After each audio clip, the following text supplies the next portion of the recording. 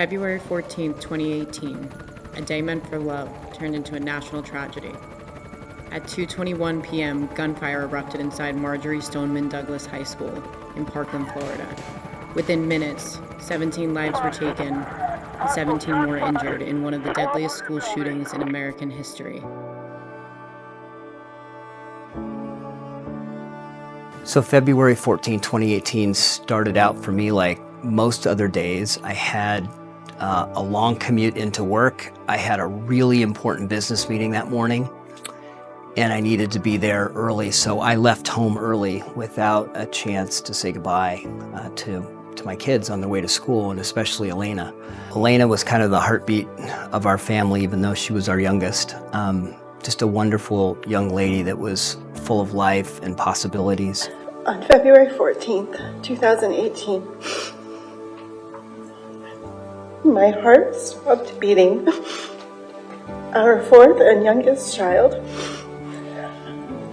Elena Petty, was taken back home to live with our Heavenly Father. And I'll just never forget, we could see Elena's phone in her classroom and it wasn't moving. So part of me knew at that point probably we were going to get some really bad news, but you always hope. You always hope that maybe she just dropped her phone on the way out. The report saying the spray of bullets set off a fire alarm, sending panicked students and teachers out of their classrooms to escape. Andrew Pollack left his old life behind after his daughter Meadow, an 18-year-old senior, was killed on the 3rd floor of Building 12.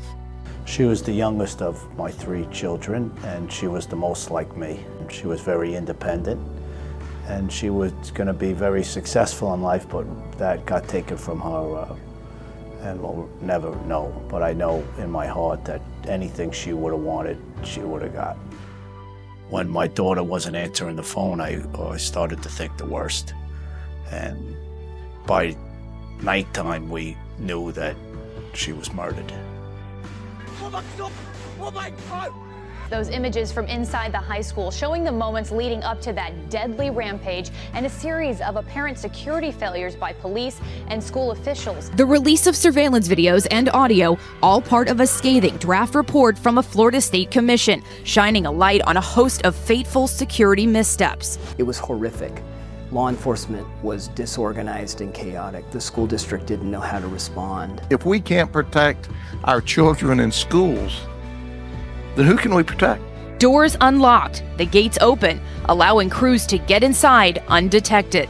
He got into the 1200 building because that door was unlocked and unstaffed, and that we say that that is a security failure. A campus security monitor failing to call a code red after seeing crews carrying a rifle bag. You can't really make a difference moving forward if you don't look into the failures. We're able to dissect that day and come up with real solutions that make a difference today. The more we learn about him, the more we're realizing that there were a bunch of mistakes made by the school district, by law enforcement, by others that could have prevented what happened in Parkland. That's the real sad thing here, is that this could have been prevented. One of the things we learned after the tragedy was that there were warning signs. All of these tragedies, it seems like there are warning signs. Unfortunately, the school and law enforcement weren't talking to each other. The killer had been violent in school for many years, and the school refused to do anything about it. Law enforcement had visited his home 42 times, and he was never arrested. Every red flag you could imagine.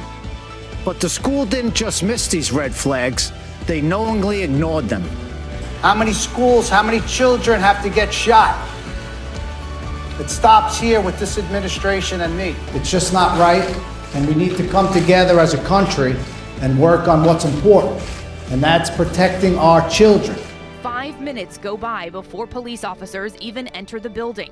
Cops using surveillance footage on a 20-minute delay to try to track down the armed assailant who had already escaped. So many issues here, not having a PA system, having a security cameras that are on a 20-minute delay. Yeah, you have 5 minutes for police to enter the building, so think about what happened in those 5 minutes. Everybody was under pressure. I mean, you had educators that were being shot at. You had law enforcement that couldn't communicate effectively on their radios. So one of the problems we can solve, one of the things that's easily solvable, is automating the response to these tragedies.